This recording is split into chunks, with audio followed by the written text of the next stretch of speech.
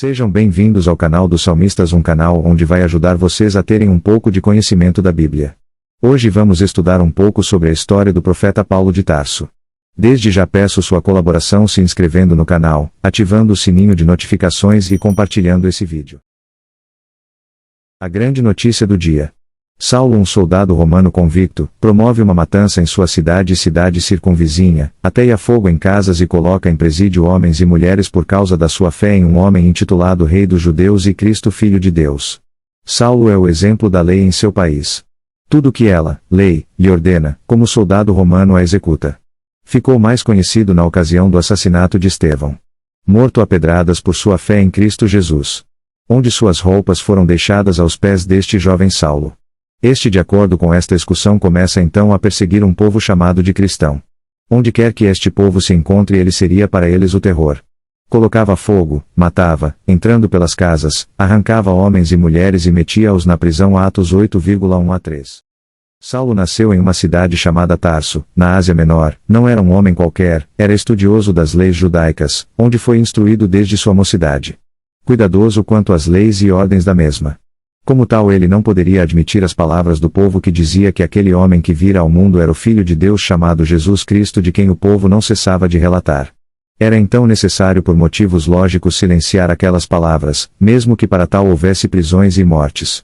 Em uma de suas corriqueiras viagens a trabalho, iria a Damasco, onde estava perseguindo mais um daqueles povos que se chamavam Povo de Deus. No caminho teve um dos encontros mais inesperados de sua vida, onde também houve a maior mudança de sua história. Ele iria prender aquele povo para poder silenciá-los. De repente uma fonte de luz vem de encontro aos seus olhos e o joga ao chão. Sem o que fazer, ele interroga o que estava vendo com ele. Em meio a esta confusão surge uma voz que o interroga dizendo: Saulo, Saulo, por que me persegues? Ele perguntou: Quem és, Senhor? E a resposta: Eu sou Jesus, a quem tu estás perseguindo.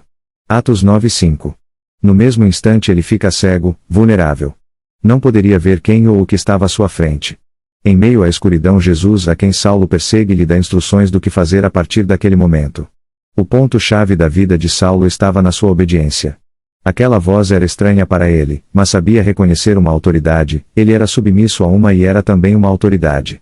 Saulo não questionou por que estava cego, apenas seguiu para lhe fora ordenado. Reconheceu dentro em si que aquela voz lhe falava com autoridade e poder. A voz silenciava sua autoconfiança, calou sua razão e conhecimento de lei. Em Damasco ficou 3 dias sem se alimentar, jejum, esperando que viesse outras informações celestes a fim de resolver sua situação. Orava e buscava a Cristo. Um homem chamado Ananias foi informado por Cristo que deveria ir até lá encontrar com Saulo. Ananias teve medo devido à fama deste homem. Não havia cristão que não soubesse quem ele era. Ordenou-lhe o Senhor: Levanta-te, vai à rua chamada direita e procura em casa de Judas um homem de Tarso chamado Saulo, pois eis que ele está orando. E viu um homem chamado Ananias entrar e impor-lhe as mãos, para que recuperasse a vista. Respondeu Ananias: Senhor, há muitos ouvi acerca desse homem, quantos males tem feito aos teus santos em Jerusalém, e aqui tem poder dos principais sacerdotes para prender a todos os que invocam o teu nome. Disse-lhe, porém, o Senhor: Vai, porque este é para mim um vaso escolhido, para levar o meu nome perante os gentios, e os reis, e os filhos de Israel. Ao receber a oração de Ananias, Saulo retoma sua visão. Como que uma escama cai de seus olhos, sua visão da vida nunca mais será a mesma. Sua vida, valores encontraram outra forma de existir. De Saulo passa a ser chamado Paulo. 13:9, de perseguidor do povo de Deus passa a fazer parte deste povo. É uma das histórias mais incríveis de conversão que já li. Não é muito diferente da sua nem da minha. Não do ponto de vista dos atos cometidos, mas porque todos nós somos escolhidos por Cristo à salvação.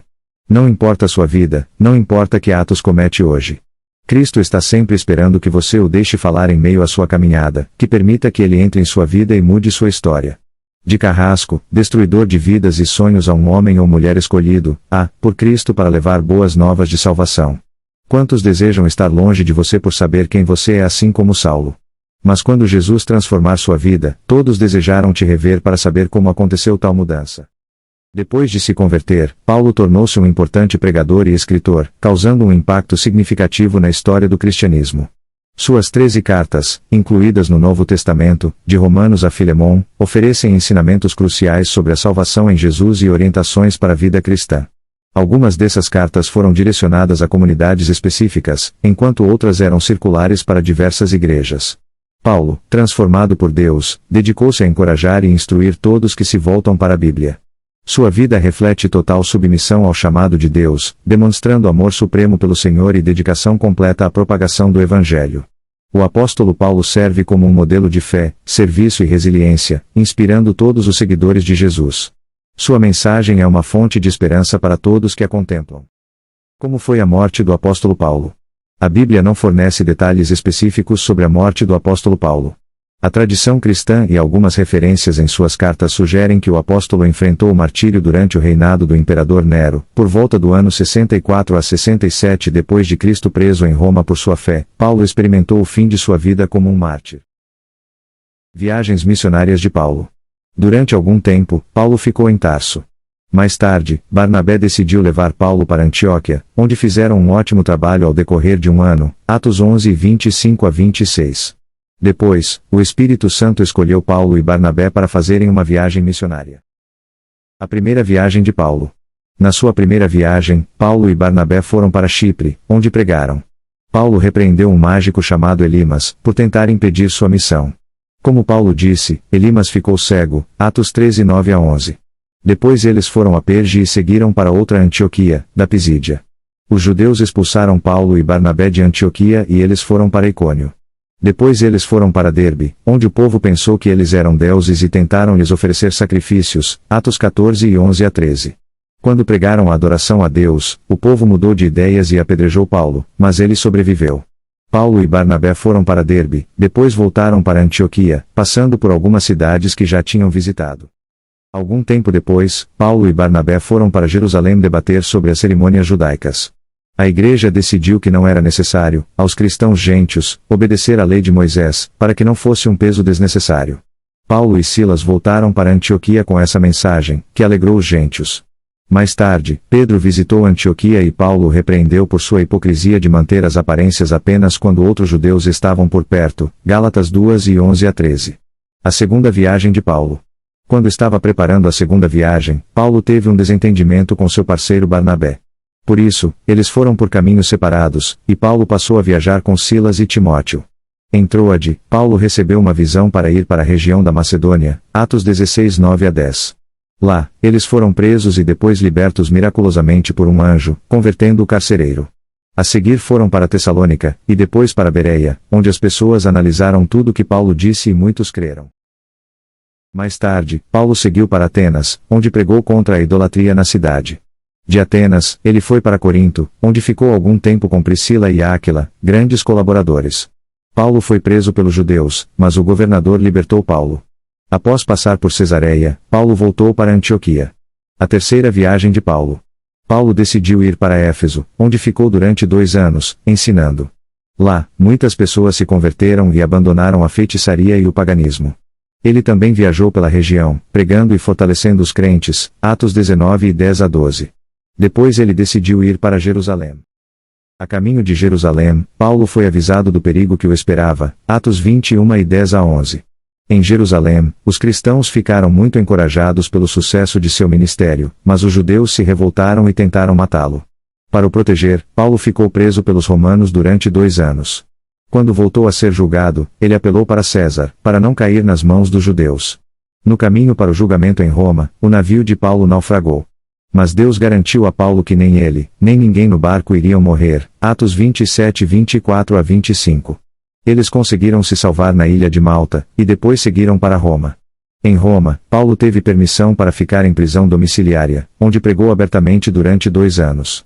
A Bíblia não conta como ocorreu o julgamento com César. Segundo a tradição, Paulo acabou sendo morto pelos romanos, alguns anos depois, deixando para trás um grande legado. Eu já estou sendo derramado como oferta de bebida. Está próximo o tempo da minha partida. Combati o bom combate, terminei a corrida, guardei a fé. Agora me está reservada a coroa da justiça, que o Senhor, justo juiz, me dará naquele dia, e não somente a mim, mas também a todos os que amam a sua vinda. Segundo a Timóteo 4, 6 a 8.